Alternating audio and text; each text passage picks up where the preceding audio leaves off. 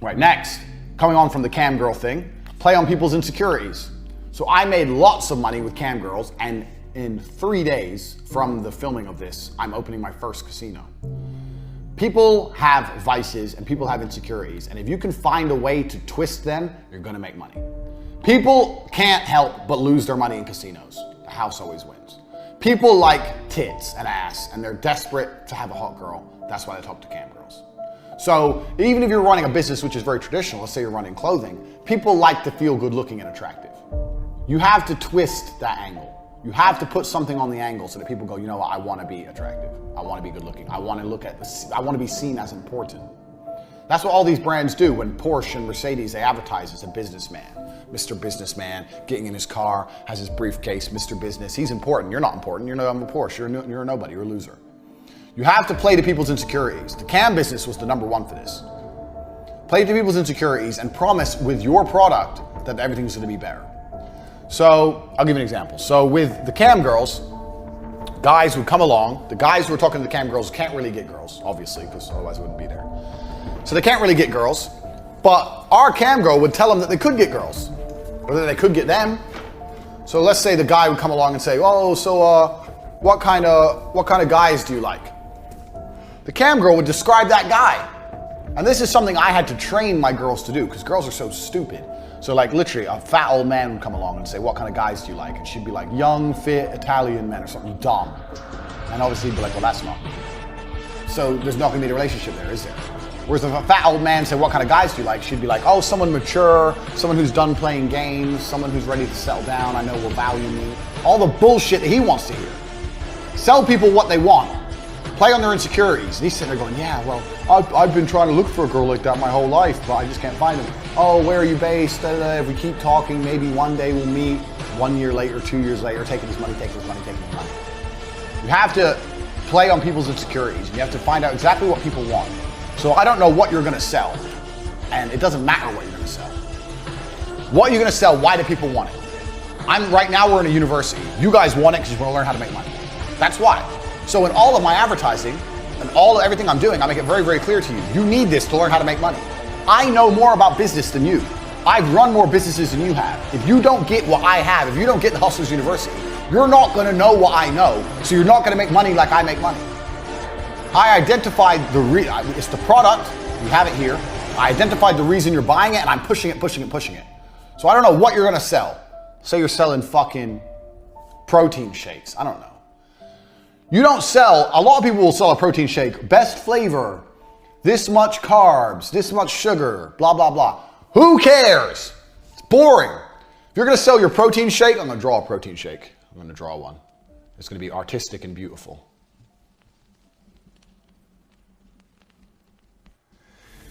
If you're selling protein shakes, you need to say to people, you won't be strong without the protein shake. You won't be fit without my product. Why are you wasting your time in the gym when you're not gonna get in good shape anyway? Oh, you'll get in shape, but you'll be in better shape if you use my product. Fuck the product. Who cares what's in the product? Sell the result. You need this. You need this because of X, Y, Z. Doesn't matter if you're selling protein shakes or the Hustlers University or motherfucking raspberries. Doesn't matter what it is. You have to push that point over and over and over again. Play on people's insecurities. That's what makes people buy. Because they're not gonna buy otherwise.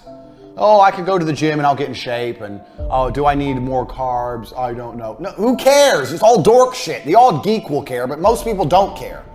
You need protein shakes or your gym time is a waste of time. Why are you suffering in the gym for no reason?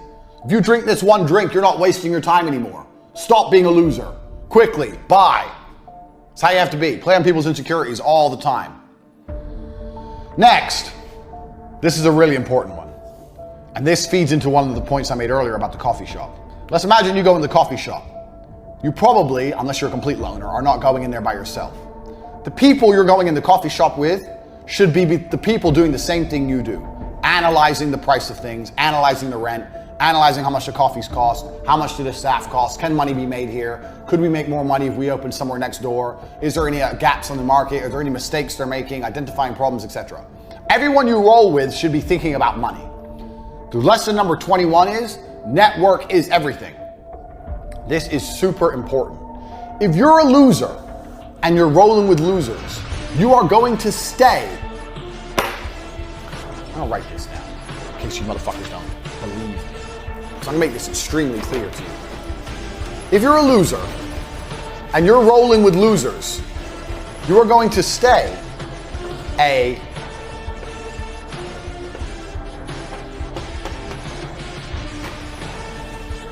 loser.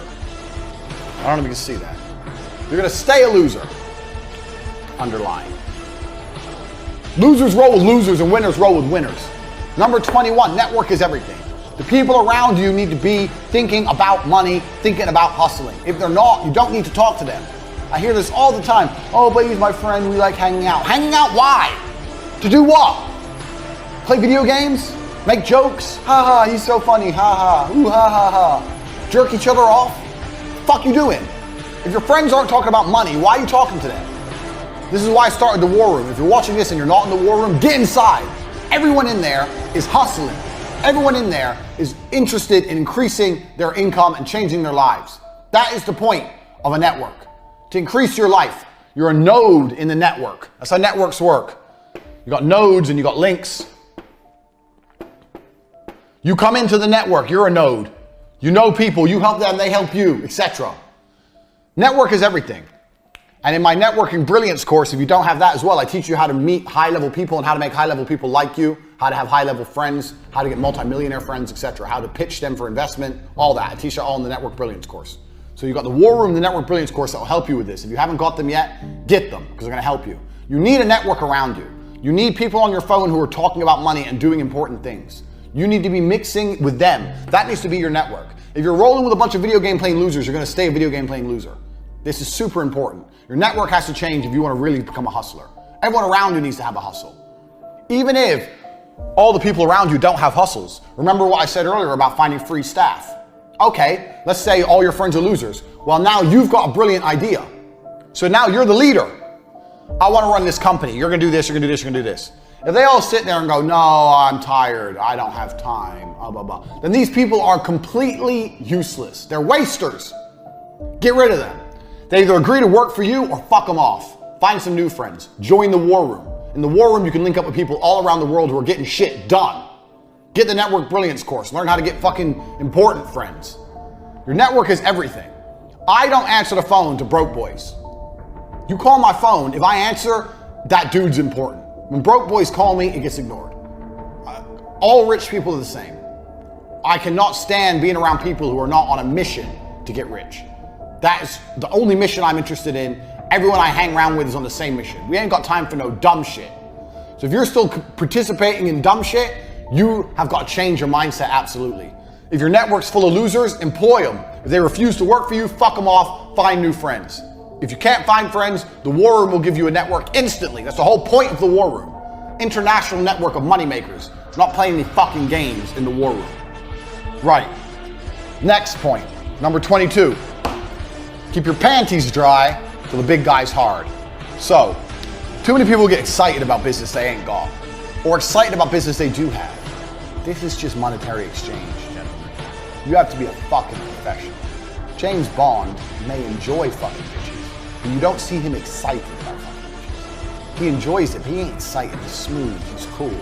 He's never giddy about it. You launch your business, you start to see some money coming in. Money's coming in, you're making some sales. Good, be happy, be proud of yourself. But don't be giddy. Don't be like, oh wow. Don't be going to see clients like, oh, I can't wait, I really want to work.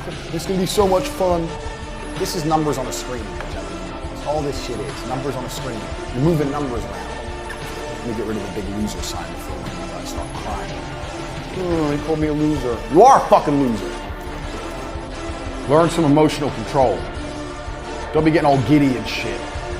Keep your panties dry. The big guy's hard. Don't know why I wrote that down, but that's the basic lesson here. I see so many people get giddy and excited. Oh, we might get this much money. One, you haven't got the money yet. Two, even if you got the money, good. All you have to do you know what you have to do when money comes in the door? Let me tell you, motherfuckers, because maybe you don't know. This is me. Here's my muscles. Again. Money comes into the door on Tuesday. On Wednesday, do you know what I do? I wake up and I try and find some more fucking money. Don't be getting excited about money. Because when money comes in, you're allowed just 2 or 3 seconds of excitement when you check the bank. Then it doesn't exist anymore. It's here, okay, there. Now it's done. This is done. It's in, it's done, it's gone. Even if I still save it, it's effectively gone. You have to find a way to make more. You shouldn't be getting excited about big chunks of money or any chunks of money. You should always be pushing for more. Don't be getting excited about what you've already achieved. You can't live in the fucking past. Second that the business is done, it's the past. Living in the past is gonna sink your business. You have to live in the future, constantly pushing for more. I wake up every day broke. Every day I wake up at zero, poor, every fucking day. No matter how much money I made the day before. That's not how I operate. Every day is a new day, you wake up broke. Do not be getting giddy and excited and emotional. Oh, but last week we had a really good week. Who cares? That was last week. Last week, fucking Iran hadn't attacked an American army base in Iraq. Last week was a different fucking world. This is this week. Shit's different. Don't be getting excited about old shit. Every single day you are poor. Every single day you need to attack and go again. Every single day. From fucking every day you wake up at zero. Don't be getting giddy and excited and emotional about money you've already made or money you might make, which is even worse. I used to know so many sales guys. When I worked at TriStar, the first TV company before I went to run T2, so many sales guys would be fucking in the office laughing, drinking their coffee, talking shit, saying, oh, I've got 4 really good leads, I've got 4 really good pitches, they should be coming in today. Laughing about money that they thought was coming that they hadn't made yet. And even if all 4 came in, which it never happened, 2 came in, but even if 4 came in, the time they're wasting being happy, fucking around, they could have found more. Don't fucking waste time counting money that you ain't got yet or counting money you've already got. You live right now in the present. Right now, I'm gonna draw another diagram. I'm starting to get happy with my diagrams now. I think my art's getting better. Do you think my art's getting better? I think it's getting better. So my art's getting really good. So because my art's getting good, we're gonna draw another diagram. I want you motherfuckers to understand something. So this is you. This is the past. This is the future. You're looking this way. This shit doesn't matter anymore. It's come, it's gone. Even if it's still in the bank, even if it's $10 million, it doesn't matter. It's over, it's finished. You should never be looking that way. You should always be chasing more. And you should be living here in the present.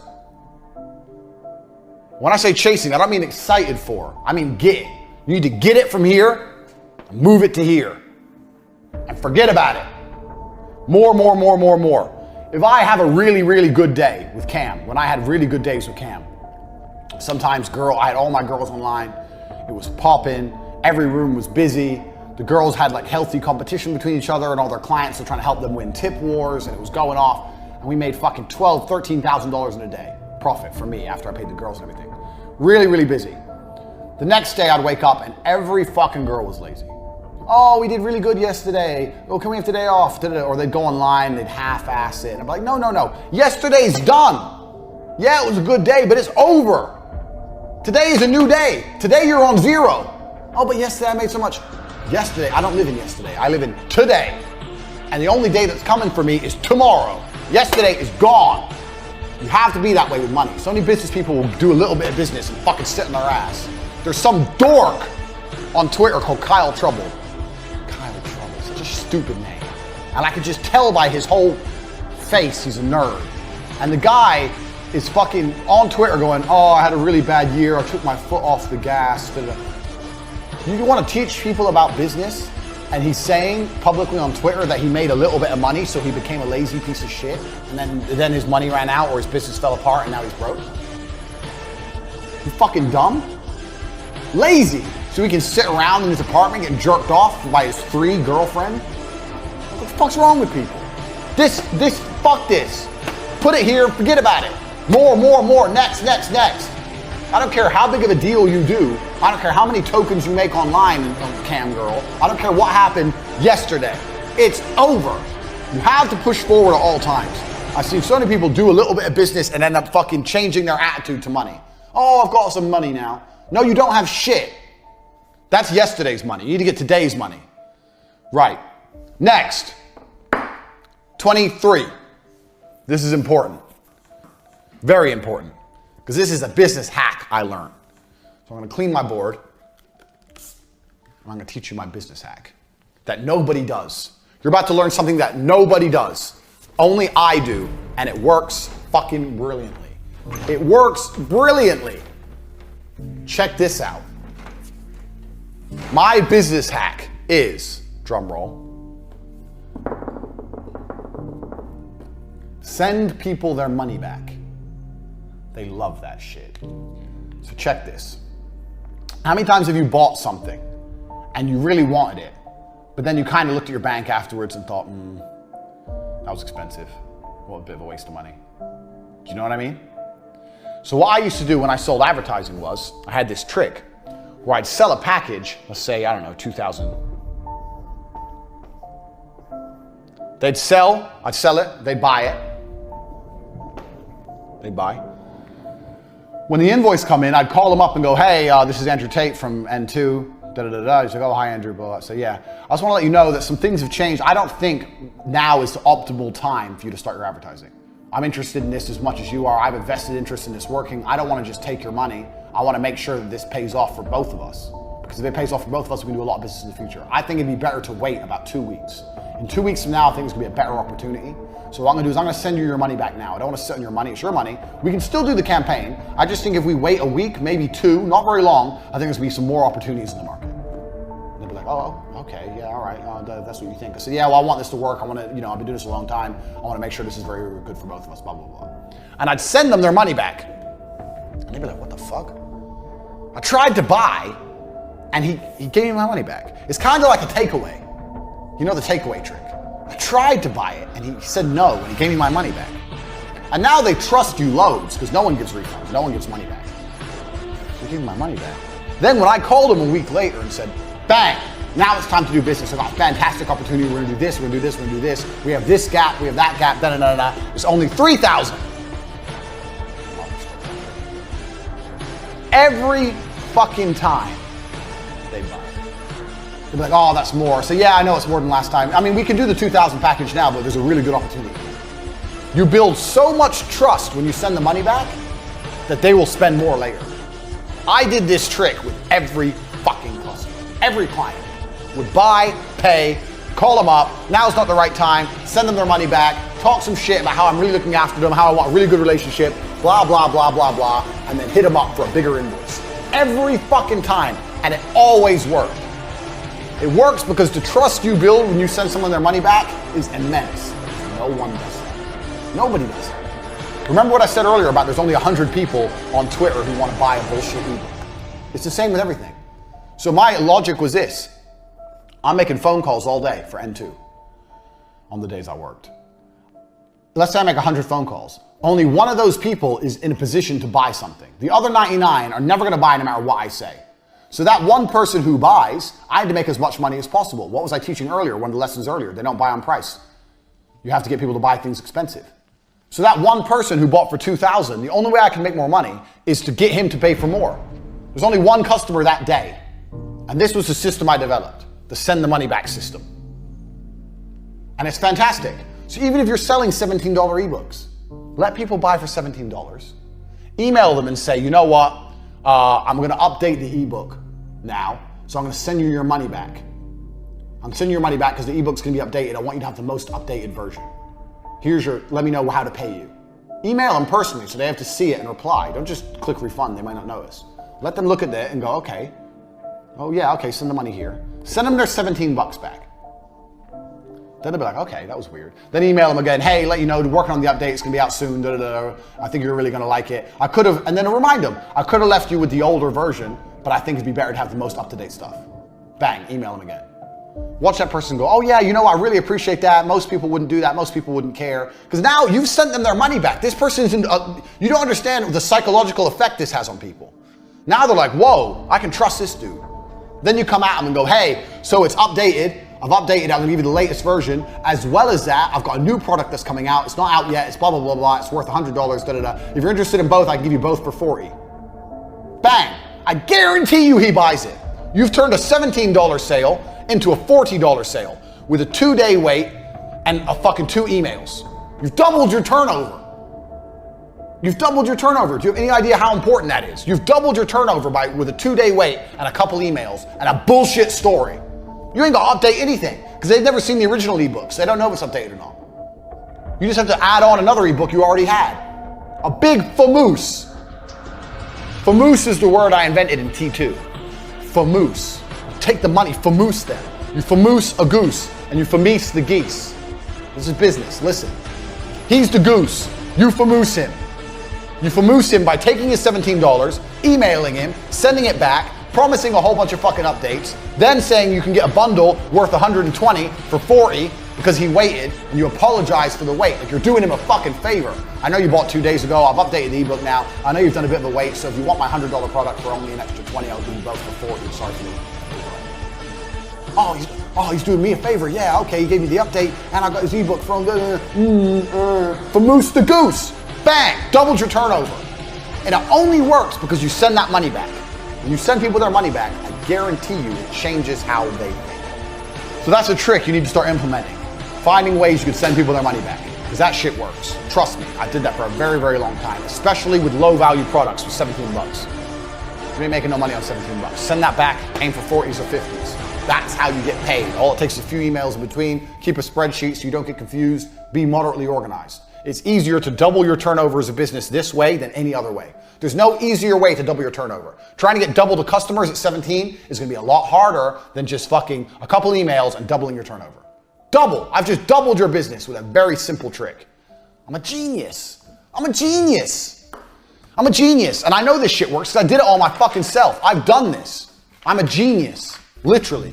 I used to do this all the time with advertising. Oh, I've just bought. Yeah, I'm gonna send it back. Now's not the right time.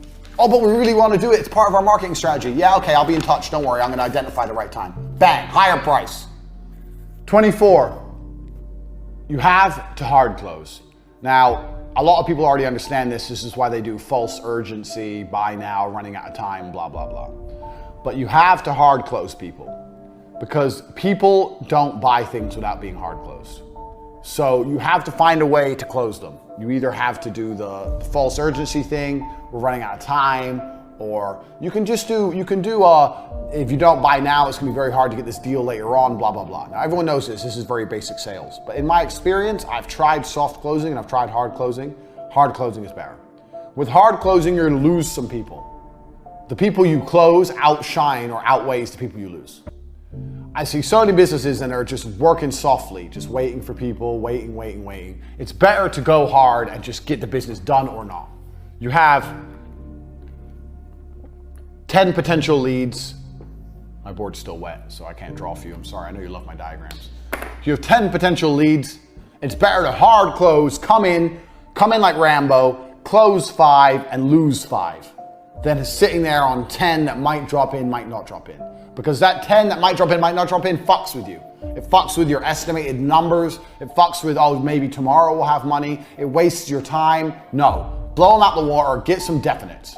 A definite is better than a maybe. Get a definite. Some people go, oh, I've got this maybe, this maybe, this maybe. Why are they maybes? Make a phone call right now and find the fuck out. Come up right now and say, look, we're filling up for the month. We're really getting really full. I want to do business with you. I think we can do some fantastic business. I understand you may not be ready to move ahead right now, but if you can move ahead right now, because it's the last place I have available for the month, I'm prepared to give you X amount % discount. Yes or no? Oh, no, I can't. Okay, no problem. We'll speak in a few weeks. Bang, fuck them off. Bang, next. Someone will go, okay, yeah, I'll do it. Bang, get them in. It's better to have, what's the saying? A bird in hand is worth 2 in the bush. Stop fucking around with maybes. There is no maybes. You got close. You got people out there, if they want to do business with you, they either do or they don't. Everyone's a maybe. Maybe I'll go to the moon. Right now maybe I'm a fucking astronaut. It doesn't mean anything until NASA calls me up and says, get on the fucking rocket. Am I an astronaut or not? Too many of you are letting fucking maybes fuck around, and don't do that. Next point, talking about maybes, number 25. And I think a lot of people already know this, but I'm gonna say it anyway. Business ain't real till they pay. We're on number 25. We're only a quarter of the way through. Think how much shit you've learned in this university. We're a quarter of the way through. 25, it ain't real till they pay.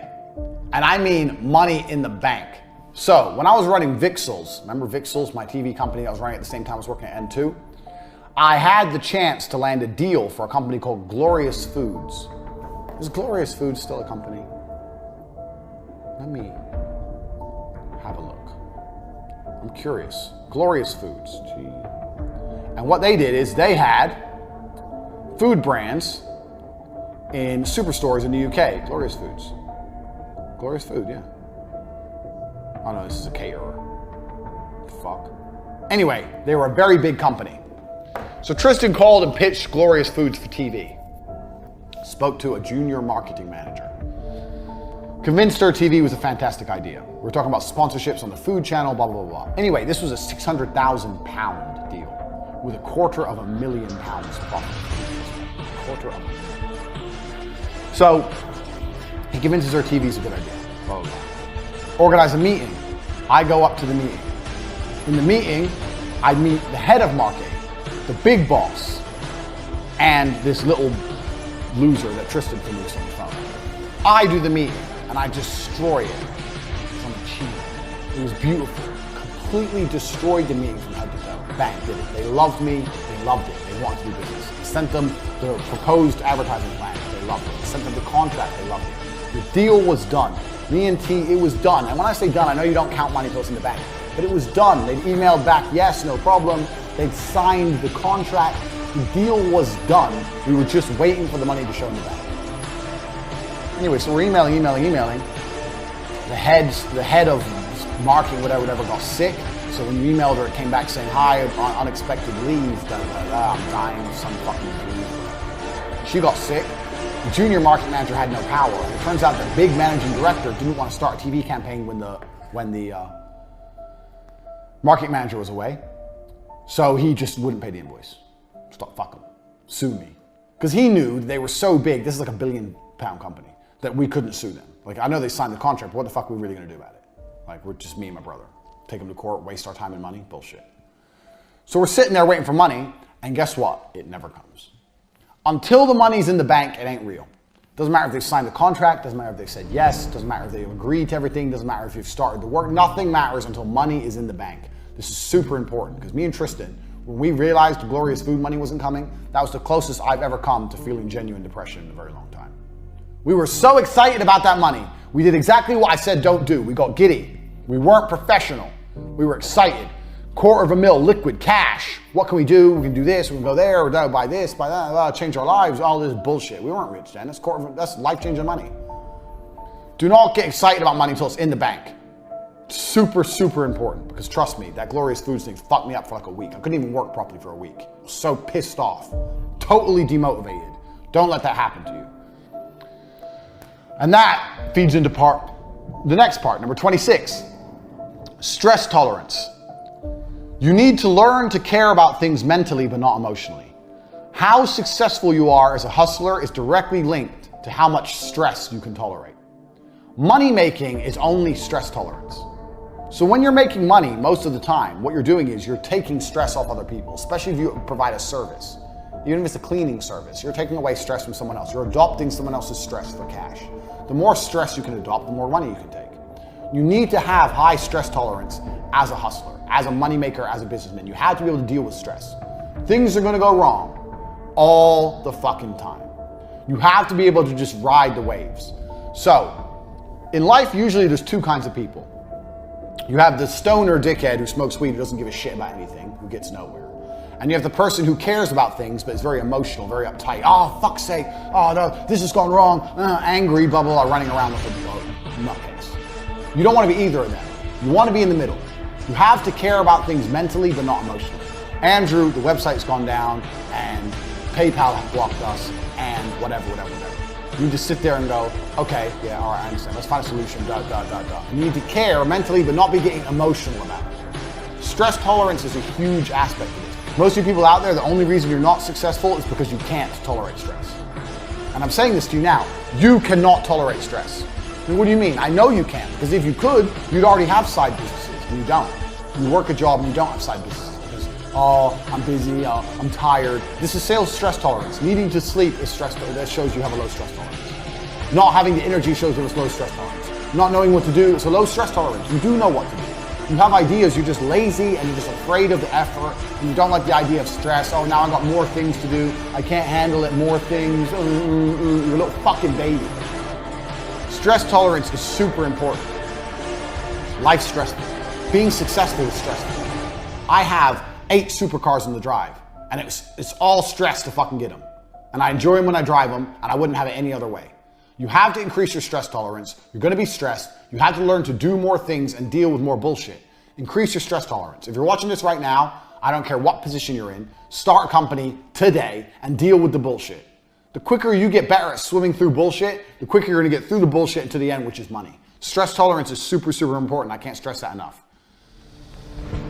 27. I kind of touched on this earlier with the protein shake.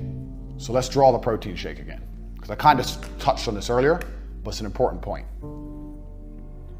How was my beautiful protein shake? It was really nice. I'm gonna see if I can do it as good as before. Label. Got a lid.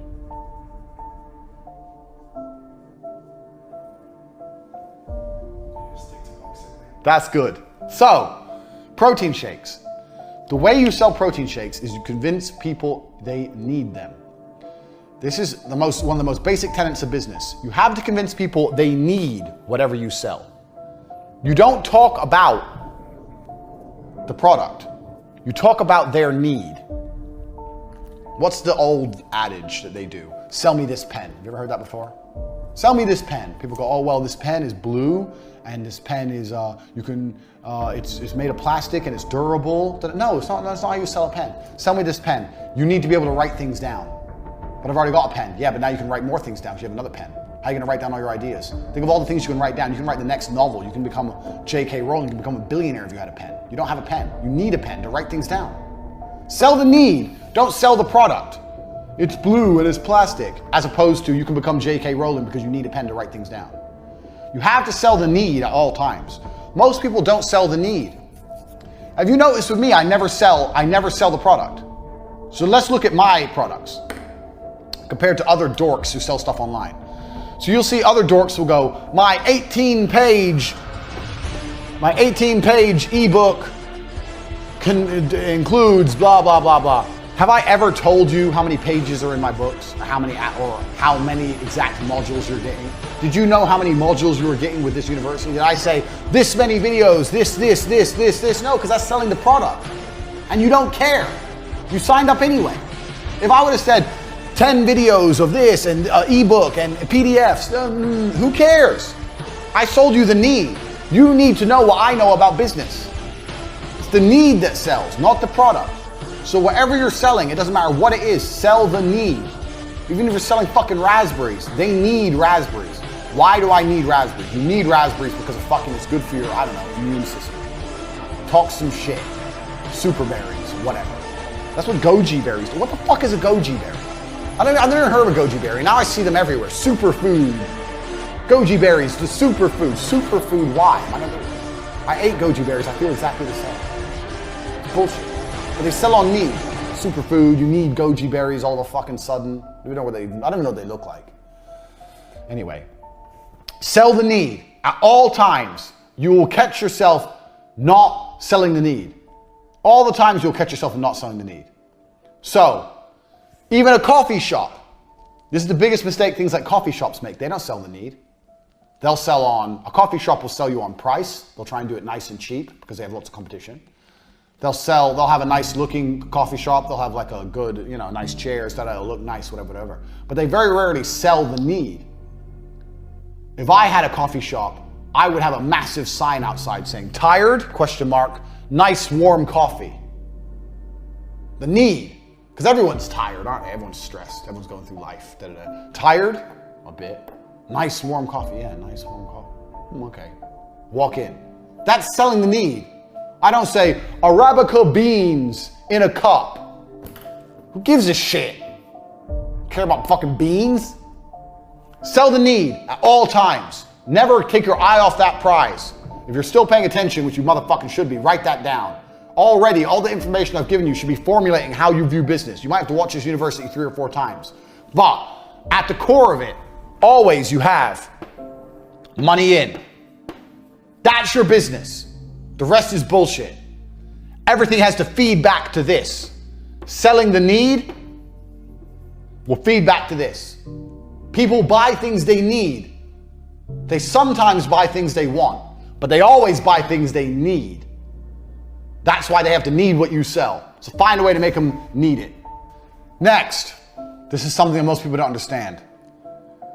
My experience of business, if you're gonna be a hustler and you're trying to get rich, is as follows. Until you are a big rich company, or until you have lots of money in the bank, contracts are not real. Legal paperwork are not real. None of these things are real. Look at the Glorious Foods example. They signed the contract, they owed me that money. If I would have taken them to court, I would have spent a lot of money. And would they have paid me in the end? No. None of these things are real. Do you know why legality isn't real? Because legality defies rule 1 of the Hustlers University. What's rule 1? Rule 1 is speed. And guess what lawsuits are? Slow. Super slow. And if you're a new business, you do not have time to be fucking suing people. It's gonna take forever. Years. Years for a maybe. And even if you do get a yes, they can still delay years if they even pay you, which they probably won't.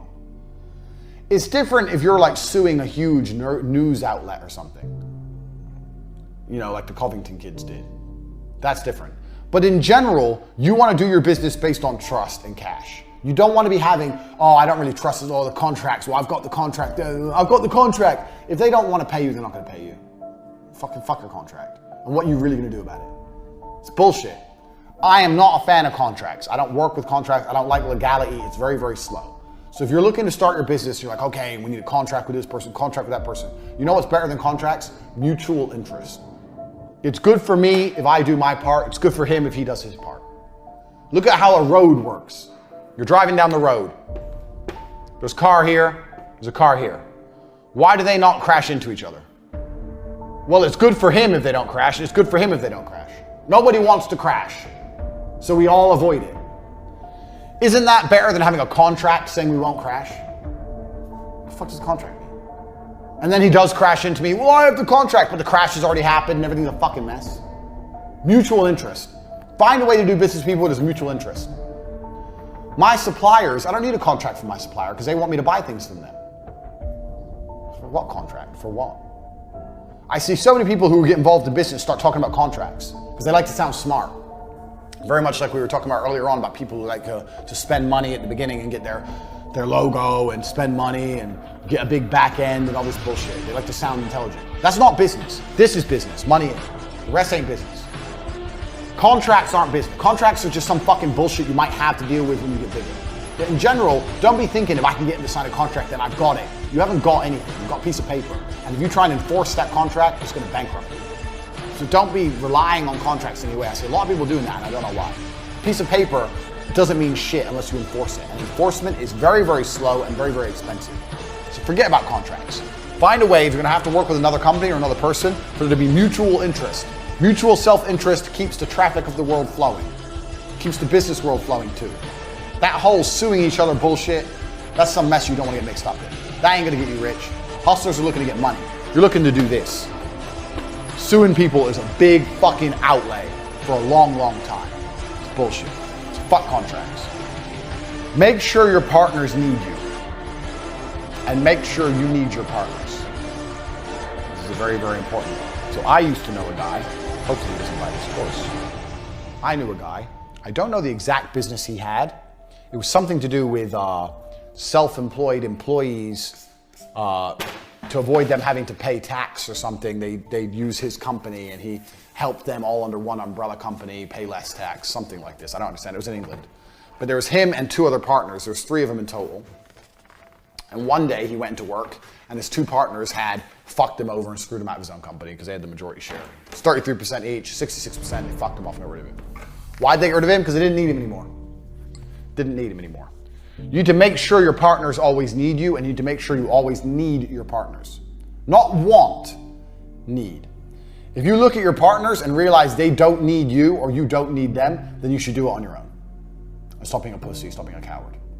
Because you can be the absolute managing director And you can find your number one employee from your old company or someone you really trust and make them your number two in command. Now you effectively have a partner. This is another thing you don't understand. People want partners because they like the idea of having someone to vibe off of or work with, or someone who they can check their thinking with. That's fine. If you have a partner and you both need each other and it's 50-50, good. I'm not saying don't have partners. I have partners in some of my companies. However, you can still have all the benefits of a partner with a number two in command who's loyal to you.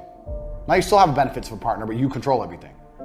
So make sure you need your partners and they need you. There's lots of ways you can do that. Mutual self-interest. You can do things, they can do things. You need to work together to get the job done. Otherwise, feel free to just hire someone and make sure they're your second in command and just make them feel important and use them to bounce your thinking and be the only person who's in control. Don't get fucked at your company. Not that it's likely to happen, but still. Even if you're making loads of money, you have a partner you don't need, now you have half the amount of money you're making. Why? Next point, business. Number 30.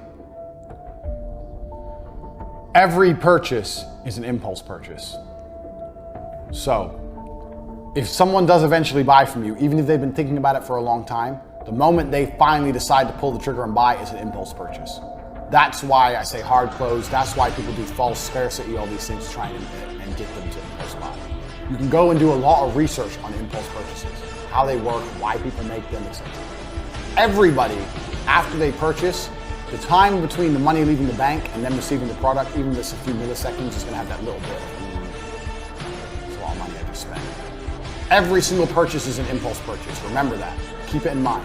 I've had a lot of people say to me, oh, you're selling impulse purchases. Mine's a considered purchase. No, it's an impulse purchase. A house is an impulse purchase. A supercar is an impulse purchase. At the point of buying, it's an impulse purchase. No matter how long they consider it for, when they finally click send, it's an impulse purchase. So all the tactics and tricks I'm teaching you to get people to impulsively buy, work on every single kind of sale, because every single kind of sale is an impulse purchase. Don't get stuck up in some bullshit thinking, oh, mine's not an impulse, like you're better than everyone else. Oh, mine's not an impulse purchase, mine's considered. Shut up. All impulse purchasing, all of it. Everybody impulse purchases. And that's why you have to look, if you look at any kind of sales tips and tricks, look at impulse purchasing, how it works, why people do it, and those are the factors you need to implement, especially when you're trying to close a considered purchase. If you've been talking to them for a long time, you're trying to close them, bang, you're trying to convince them to make an impulse purchase. It's as simple as that. All sales are impulse purchases, and they're not buying on price. Those two go together very, very well. Remember those 2 points. It's important. So how does a real estate agent do that? Like a house is a considered purchase. This is where you're going to live, and it's very, very expensive. Well, they come and they show you around, they make you want it, and then they start telling you other people have won it. Other people are viewing the house, they're gonna put in an offer, trying to force you to make an impulse yes or no. Okay, we'll take it. They understand, everyone understands. It's always an impulse purchase. You have to put something there to make people buy, make them do it, or they're simply not gonna do it. Do not give people open-ended time frames. If I say, you can have this pen today for X amount, or you can come back to me anytime and get the pen. No rush. Why would I buy now? I'll live without the pen for a while until I really need the pen. And I'm not gonna need the pen unless you convince me of the needs. So I'm never gonna buy the pen. Everything's an impulse purchase. You have to convince them on needs and you have to hard close them. This is something, just understand the nature of how people sell and how people buy, because this is the same with absolutely everything, no matter what it is. Next, promise your clients a future. This is important. A lot of people I see do not sell a future with their clients, and I don't understand why. You should sell a future with your clients. You should say, look, we're gonna work together for a very long time. In the future, X, Y, Z is gonna happen. In the future, I'll be able to provide you with X, Y, Z. When you talk about the future, you presume the present. So this is a trick I even do with chicks. Let's use dating as an example. If you're watching this and you don't have my PhD course, get it, because it's good, very good. But I do this in the PhD course. So if you preempt the future, if you talking about the future, then you've already assumed the present. So if you're talking to somebody or you want to do some business with somebody and you got a business or whatever, and you want to sell them something, you talk about how it's going to affect things in the future. So let's take an example. Let's look at your ebook. I don't know, I'm just thinking something off the top of my head. Your $17 ebook on how to pick up those. So how do you preempt the future to make sure that they buy? So let's say you're talking to someone, they're not sure if they're gonna buy or not. Well, then you talk about the future. You say, well, in the future, maybe we can go day gaming together. This is all pickup artist bullshit. In the future, we can go day gaming together.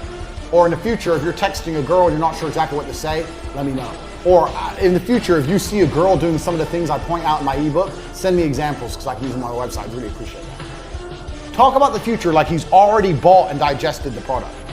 And that makes them far more likely to buy and digest your product. So I do the same thing when I date girls. Oh, well, when we're married, how do I know you're not gonna cheat?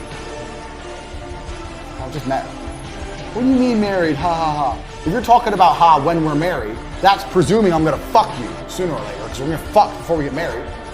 Presume the future. Presuming the future makes the present, you're setting you're setting what the present's gonna be. You're saying this is what's gonna happen now, so I know what's gonna happen in the future. You can do exactly the same thing with business. So when I was selling TV advertising and I was talking to clients, and I'm trying to close a small 19 grand deal, I'd be talking about 2 years when we're doing the 500 grand deals. So when I'm trying to close this, I'm talking about this. I'll be like, oh, well, in the future, well, in a few years, when we're launching the big campaigns, we can do the sponsorships. We can sponsor the before and after the programs. And when you're spending that kind of money, we'll also be able to have meetings directly with the channel, blah, blah, blah, blah. And they're sitting there going, yeah, okay, yeah, sponsorships, yeah. Talking about all this imaginary shit to try and close this. Sell the future at all times. If you presume the future, it makes them more likely to buy now. And that's something that people don't do. Even for bullshit $17 ebooks, for television advertising, for websites, doesn't matter what it is. If I was trying to sell a new website for N2, I'd be talking about how 2 years later down the line, we can integrate a new back end with our website. Who knows? Who gives a shit? Talk about some fancy shit that's gonna happen in the future. If you do that, you're more likely to sell now. That's super important. Don't talk about now. Back to the ebook. If you buy my ebook, you'll see what girls are texting you and you'll see why they mean it or why they're saying it. If you buy my ebook, you'll see why girls are saying what they say in text messages, as opposed to after you've seen my ebook and you see what these girls are saying, it's gonna be exactly like I told you. And when they do it, screenshot it, send it to me, because you're gonna see. The future, okay, after I have the ebook, then I'm gonna know, he said I'm gonna understand why they're doing it and I'm gonna send it to him. You've already told him he has the ebook. Presume the future at all times. Very important. Next, number 32 is something I've already been discussing at length accidentally. What happens is when your brain, like mine, is a plethora of knowledge, you end up tapping into things that you're supposed to be saving for later because it fits at the time and you just know so much and you're just so hyper intelligent. I don't know if you'd understand that, but that's what happens when you have deep knowledge of a subject. Sell the result of a product, not the product itself. We've already discussed this, so we'll discuss it again very, very quickly in case you weren't paying fucking attention. Ebook. Selling the product is, I have an ebook and I deliver it to you instantly and it has 8 pages and 5,400 words and it talks about girls. That's selling the ebook. Selling the result is you're gonna understand women and you're gonna have a better sex life for the rest of your life and you're gonna have lots of women in your bed. Which of them is more interesting for $17? The result. Always sell the result. Read that down here, I mentioned it earlier, but it's extremely important. Next, 38, image sells. So we're hustlers. This is the Hustlers University. Image sells. Now there's a lot of guys on Twitter who constantly talk about saving money. It grates on me, it annoys me. These are the other guys in the the making money space. It's not how much you make, it's how much you save. Can you save? Stay at home, save. Don't have a girlfriend, she's expensive. Jerk off, save. It's bullshit. You need to have a nice image of yourself if you want to sell things. Buy the nice car, wear a nice suit. Find some money, make sure it's still coming in. Because buying the nice car, you say, oh, how does that equal money in? Well, it actually does, because it's your reputation. You have to have a nice image of yourself to sell nearly anything nowadays. Drive a nice car if you can, have nice clothes, look good, look presentable, go gym, have nice things. I'm not gonna tell you not have nice things. A lot of people who say that are fucking liars. Tight losers, they're tight losers. They're living a tight person's life. Do you really want that life? Do you want to be selling $17 ebooks and sitting at home and not spending any money and saving it all? Go fucking squirrel. Or do you want to be like me with 8 supercars? Who knows more? me ask you another question. If I would have launched Tate.com, I was already a millionaire when I launched it. So that's the difference between me and all the other course guys. These guys need courses to be rich. I'm rich without any of this shit. I don't need this, but I can't just wait for this. When I launched Tate.com, the reason it was so successful was because I already had a landing. I was already rich. My car paid for itself. Would you be buying from me right now? Would you have bought this university if I didn't have a big house and loads of nice cars? If I said, I know loads about business, but I live in an apartment with a laptop and I sit there all day on my own. If I know loads, would you have even bought this course? What the fuck are you? That shows how important image is. Flexing on the broke boys is important. Don't fucking neglect it. I'm not saying blow all your money. I'm saying that having a good image is not going to hurt you in any way. Don't be afraid to spend money for your image. It's a real thing. Everything in life is basically the same thing. Everything in life is people walking into rooms and saying things. That's what politics is. That's what business is. That's what negotiating. Everything you think of, some guy walking into something. That's what the Senate is. That's what Congress is. That's what court is. Everything is people, blah, blah, blah. Talking. Talking is something you need to get good at. If you're good at talking, you have the gift of the gab, as they say, you can sell anything. No matter what you're selling, the better you get at talking, the better you're going to sell it. So if there's one skill you need to practice for your sales, it's how to talk. How to talk convincingly. How to put energy into your presentation. How to not be boring. Learn to speak. If you don't have my body language course, there's a course on Tate.com that teaches you body language, and we cover oration. We talk about talking and how the way I talk, what I do, things, tips, tricks, etc. If you want to learn to talk like me, the Grand Master, I'll teach you. But you need to be good at speaking. Being good at speaking will make you be good at selling. They are the same thing. Get used to talking. I've been in presentations over and over again with people who have a fantastic product, fantastic information, great price point, but the presentation is slick, they've got the PowerPoint, etc., but they're just not good at talking. There's no fucking X factor with their talk. There's no pa-pow. You need to have that pa-pow. You need to get good at talking. Practice it. Practice getting good at talking. That's one of the most important skills you can learn for life. From getting women to selling products, it's exactly the same thing. You need to get good at talking. It's important. So, there's lots of different ways you can get good at talking. My way, the way I talk, suits my personality. You have to develop your own type. But I try my best to make sure I put loads of energy into how I speak. Most people speak and they don't realize super low energy. And when you have the ebook, you don't sell the ebook, you sell the result of the ebook. Because if you sell the ebook, you're bored already. I'm bored. So I scream and I move my arms around and shit. I'm eccentric. I'm over the top. You don't have to be that way. There's other ways you can also be engaging without being the same as me. I know lots of other guys who are engaging other ways. But you have to develop an angle to be engaging. So next time you talk to someone who's an engaging speaker, find out why they're engaging. Even some people are engaging because they laugh all the time. People like positivity. So have you ever been around someone who's constantly laughing when they talk? But then you're like, well, you listen. What the fuck's so funny? His life seems great. I don't know what he knows. Find a way to differentiate yourself one way or another. There's loads of different tips and tricks. I can't tell you to be like me, because I'm me and you're you. But you need to find a way to be engaging. And the way you do that is next time you're listening to someone and you're particularly engaged, work out what about them is engaging. So I like to be high energy. But high energy always helps. Being low energy never helps anything. Even if you're shit in bed, at least if you're high energy, it'll be better than low energy. Fucking do something. One thing you do need to avoid is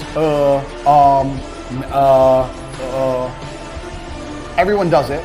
But if you'll notice, you're watching this university, I'm not reading off a teleprompter. I'm doing everything off the top of my head. And I very, very rarely start stuttering or saying, I've trained it out of my brain.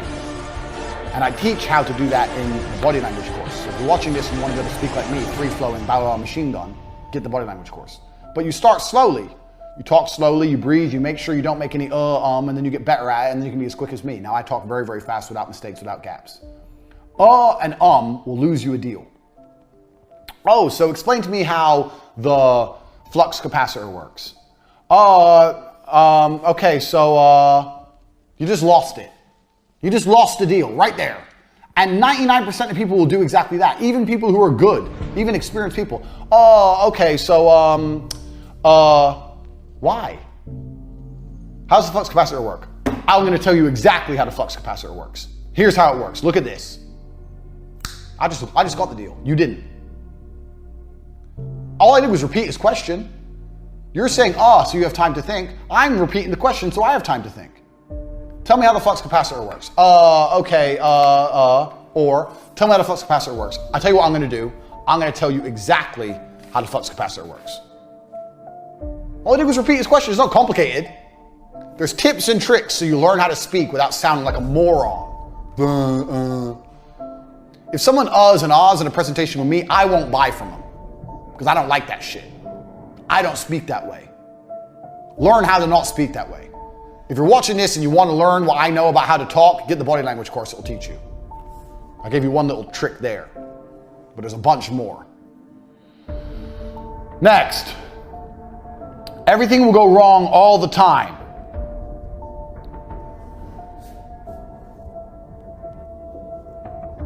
Everything will go wrong all the time. That's why you need to have a high stress tolerance. And that's also why you need rule number 1.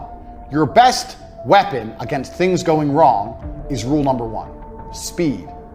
Speed defies gravity. If you get water in a bucket and you spin it around really fast, the water doesn't come out the bucket. As soon as you slow down, it falls out. Speed is that powerful.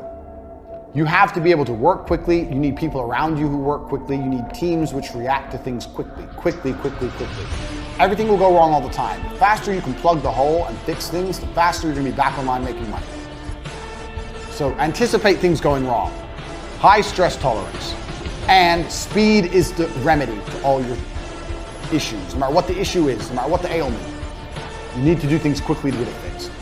Always. As long as you can keep this going, you've got your business going. So let's say you've got your business, got titties on board. You got your business, money's coming in, your back end fails. Your big back end all fucks up. Oh no, everything's gone wrong. You know what I do in that situation? Most people in that situation goes, oh well, we can't take orders because we can't see who, what order. No, not interested. My business is still running. As long as my payment gateway is taking some money, my business is running. I'll deal with the shit show. And I'll fix the shit show. I'll deal with it using rule number 1, speed. But I'm not turning off my fucking tap. As long as this is happening, you won't go out of business. You won't lose. You will only lose when this stops. So even if everything in your whole company's gone wrong, you're gonna sleep less, you're gonna get it fixed, you're gonna fix it with speed, you've got a higher stress tolerance, you'll deal with it, your staff understands, speed, you're gonna tear through the mess manually. You're gonna have to go through manually one by one and get it fixed, but you're not gonna stop your business running. This is your business. Never, ever, ever let this get fucked up, ever. If everything goes down, what's the first thing you fix? This is a test. Everything goes down, what's the first thing you get back online? How to take money. You don't care about anything else until this is online. There's nothing else without it. It's like, what's going wrong in your life? What's the first thing you fix? You fix oxygen. If you ain't got oxygen, the game's up. Nothing else is important. That's what this is. You fix this, get the payments coming in, then worry about it. Worst case, everything's so fucked up you can't even see what people bought. Don't worry about it. They'll email you. Hey, I spent money on your website, I ain't got my product. Oh really? Please tell me the time and date. I'm sorry about that. Here's the time and date. Okay, yeah, they did buy. Okay, confirm it. Okay. Yeah, sorry about that. We're gonna send you a free gift. Apologize for the delay. Bang, problem solved. You kept your money in, you got them happy, they got a free gift. Wait for them to email you. Keep the money coming at all costs. Super, super important. Everything's gonna go wrong, but as long as you keep this going and you work quickly, you can fix the other shit. Don't let anyone come into you and say, well, we can't do this because the back end. Fuck the back end. I'm interested in the front end. Fuck the back end. Give me my money today. Next, if you find, this is a staff tip, number 41. You can clear my board. No more tits. Sorry if you've been jerking off, enjoying my beautiful pornography, but she's got to go. Number 41. everything I know about business from start to fucking finish. Every single business I run by these principles. Every single business I run by these principles. Literally, every single one of them. 41. If you can find a loyal person, find them a job. So most people approach recruitment like, I have a job I need to fill, let me find a person. I approach recruitment the other way around. I try my best to go through life as I interact with people. If I find a person who I believe would be a good fit for my leadership style, which is do whatever the fuck I say and do it quickly, then I'll find them work. You can always find more work. The work is never done. Work is a black hole. Even if it's just to sit on my Twitter account and retweet tweets all day, it's still work, it's still engagement, still attention, still advertising. If I find someone who fits my style and I believe they'd be a good worker and they're loyal to me and I know that I'm gonna be able to count on them, I'll find work for them. Don't turn down people you think will be good because you can't find work. If you're running a business and you can't think of work to do for an employee, then you shouldn't be running a business. It's very easy to find work. There's always something to do. There's always Twitter to tweet, or blogs to write, or go on Reddit and post forums and post bullshit with links to your product. There's always something to do. If you find a good person, hire them and find a job afterwards. That's key. And then as jobs, real jobs appear in your organization as you grow, you'll already have loyal members of staff you can reorganize. Don't throw away loyal people because you don't know exactly what they're going to do straight away. That's 41. 42. Aim way too high. And when I say way too high, I mean way too high. Now, don't be one of those jackasses that comes along going, yeah, I'm going to have like on Dragon's Den or some shit, or The Apprentice. I'm going to have a business worth $500 million. I'm going to be a multimillionaire. Don't be an idiot. But you need to aim too high. The higher you aim, the higher you'll get. If you aim for the moon, you'll get to the stars. If you aim for the stars, you'll get to the sky. If you aim for the sky, you won't go for that. That's how it goes. You need to aim high. Be realistic. Don't be a dick. But you do need to aim too high. Whatever your expectations are, you need to triple, at least quadruple. Because if your product is good and you're doing a good job and you're selling it to the whole world, why can't you do it? Why not? If you're doing a good job and selling a good product to the whole world, why couldn't you? So you need to aim much higher than you're currently aiming. It's going to help you reach higher levels. Just don't be one of them deluded dickheads who's already talking about $500,000 turnover when he has literally sold zero. I guess another way to phrase this lesson, number 42, is never be content. So when your money's coming in, let's say you get to the point where you're doing $2,000 a day, $1,000 a day, whatever. Never sit there and go, oh, that's pretty good. It's never good. It's never good enough, ever. It's never enough. It's never good enough. Never enough to make you happy. Be greedy. Want more. Aim high all the time. It's the instant source of motivation. If you're happy and content with what's coming in, you're not going to aim high enough. You have to be pushing forward. Remember, always looking to the new money. Forget the old money. Aim higher. All of the time. I can't stress that enough. Next lesson. Irrational self-confidence without being a bullshitter. People like confidence. If I'm going to spend my money with you, I want you to be extremely confident on what you're doing with my money. If I'm going to, okay, so let's say I'm going in for surgery. I'm going to go see a doctor for surgery. Do I want that doctor to be confident about the operation or nervous? Do I want the doctor to say, yeah, I've done this loads of times. Yeah, I know exactly what we're going to do here. Yeah, it's easy. It's simple. I've done it loads of times. Or do I want him to be like, oh, well, yeah, I mean, things can go wrong. And, I didn't sleep last night. What do you want? You want confidence. So if someone's going to spend money with you, they want you to be confident all the time. So you have to be confident in your delivery. Now, don't be a bullshitter. Don't come along and say, I know more about girls than Andrew Tate, because everyone's going to know you're an idiot, because you don't. Anyone who's seen the PhD course knows that. But still, you need to be super confident at all times. So if anyone's going to spend money with you, they need to be confident. So when I used to go into sales, when I would go sell things, when I was doing television advertising, I would say I was the best. Say I was the best. Now, I was relatively new to the game, and I'd say, yeah, I've been in this game a long time. I've met a lot of people, and I've met a lot of agencies. I see how they do things. I'm not trying to sound conceited, but I'm very sure that we are the best at what we do. And they'd be like, oh, okay. I was like, no, really, we are the best at what we do. In terms of price-wise and the way we plan the media, I know we're the best. We're We're the best in the country. Did I have any evidence? No. Just said it. Who gives a shit? Evidence. What evidence? They go, why? And I say, oh, because of the way we do planning and the price point we work at. I've been in this industry a long time. I've seen lots of people, and I've also taken lots of big clients from other competitors, and I know that we're the best. Bang. Just said it right there. And if you say it so confidently, they're not going to be like, well, no, you're not. They don't know. They don't know anything about your industry. How are they going to prove it? They're like, oh, okay. Oh, well, people love confidence. They want to give their money to the best because they know the best is going to give them the best job. It's better to be irrationally self-confident than not. This also ties into the and ah thing. Did you notice how smooth I was right then when I said why I'm the best? Did I go, I think, we're the best, No. I'm the best.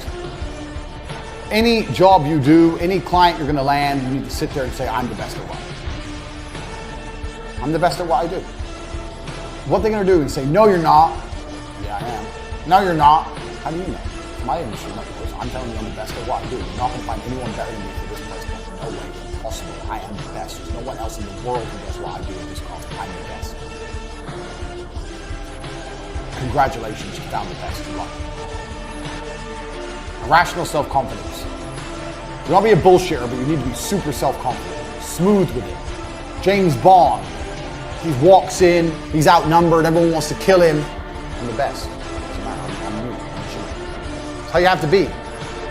Irrational self-confidence, super important. Lots of people don't have enough confidence when they're trying to sell. I don't know why. You're trying to sell something and you're all like, oh, well, maybe. Fucking maybe. Irrational self-confidence. Now, next point, 45. We're on 45. We're almost halfway. This is another thing that's gonna change the way you view business and money. I want you to understand something. Money cannot be made. I don't even like the saying making money. We're making money. Nobody's making money. The Federal Reserve makes money. You're not the Federal Reserve. If you are the Federal Reserve and you bought my course, I'm very, very humbled, but I doubt it. You're not the Federal Reserve. You're an individual. We're not the Rothschilds. We're shit munchers, which means we cannot make money. All we can do is take money from other people. Money exists and we have to take it. Dan the crackhead said to me something once. When our TV business was doing deals and there was money all around, we had no profit, but there was money in the bank and we had new cars and this big fancy office, all this money. I said, how the fuck did this happen? This is crazy. I'm 20, I got this advertising agency. He said, money's like water and water is always moving. So you have an ocean and the sun evaporates the water, goes into a cloud and the cloud moves and then it rains. And then it goes in a river, and it goes to a pond, and then it evaporates again from the sun. Water never stays still. The cycle of precipitation. Some geography for you. And he said, money is like water, it's always moving, and if you stand in the right place at the right time, you're gonna get wet. And that's absolutely true. So money cannot be made. It can only be taken from someone else. You stand in the right place at the right time, where money's moving, you're gonna take it. 99% of people are middlemen. Most people are middlemen. Everyone's a middleman to some degree. Loads of companies exist out there that are just simply middlemen. All they do is there's something, this is a product, this person wants the product, they're in the middle. It's fun. So, money cannot be made, it can only be taken from other people. So every single penny that comes in your bank is not made, it's taken from someone else. Why are they going to give you their money? Why? It's a serious question. Get a piece of paper and write down. I have this, I'm selling to this person, they will give me their money because. And you should be able to name a bunch of reasons. And if you can't, you have a problem. Don't be thinking about making money. You're not making money, you are taking money. And because you are taking it, you have to convince it from others. That will change the way you approach your marketing, change the way you view money, change the way you approach your business. Because that's the reality of what's happening. You're not making shit, you're taking shit. Very, very different. Convincing it, prying it from you. Precipitation cycle for bonus. Next, Don't make anyone irreplaceable. This is a very simple one, but I've seen it happen time and time again. You're a guy, you're busy, you get an assistant, your assistant is exceptionally good, your assistant knows all the passwords and shit you don't know because you're busy and you're in a rush. You know the end of the story. Don't make anyone irreplaceable. I wrote this down because I've seen 2 people lose their companies because they lost either their top salesman or an assistant. So if your top salesman's floating your company, he's irreplaceable. You need to fix that quickly. So with T2, we had one salesman who was better than all the rest. His name was Gerdip, who was really, really good. And we didn't make him irreplaceable. And when he left, we really suffered. What I should have done is go to Gerdip and say, you know what, bro, you're really, really good. You're amazing, da, da, da, da. Do you mind on Fridays, if every Friday morning you give a speech or you teach the guys the pitch or what you're saying on the phone, and then you can have Friday afternoon off. I'll give you a day off a week, or I'll give you some extra money, or we'll go out for lunch, or I'll give you a company car, anything. If you can teach, you don't mind, in fact, you probably would have done it for free because people like the ego thing, the promotion of telling others what to do. How about every Friday you can teach the guys and we can go through the script and they can learn from you? To make the others get up to par so he's less irreplaceable. Take what he knows. Never make anybody irreplaceable. If you see or identify someone as irreplaceable, or you look at your company and go, I couldn't survive without this person, then you're in trouble. You should always have a company and you should work with people and it should be fantastic, but you should know if any of them leave, you can find someone else at all times.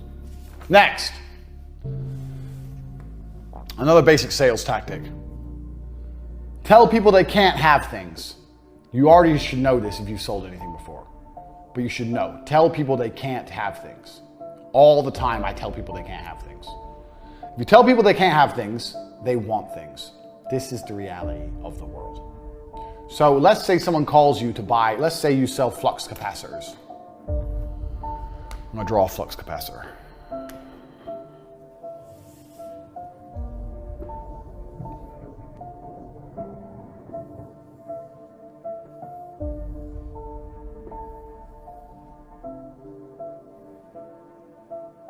Let's say you sell flux capacitors. And someone calls up and goes, I need 2 flux capacitors, please. The first thing you say to them is, oh yeah, sure, okay, no problem. Let me just check and make sure we have some because they've been in high demand at the moment. I think we might be sold out. I'm not sure we have any. What do you need them for? Oh, I actually want to buy them for X, Y, Z. Okay, I don't think we have any right now. Let me get back to you. What's your name, number, da-da? So what just happened in that exchange? Dude wants the flux capacitor.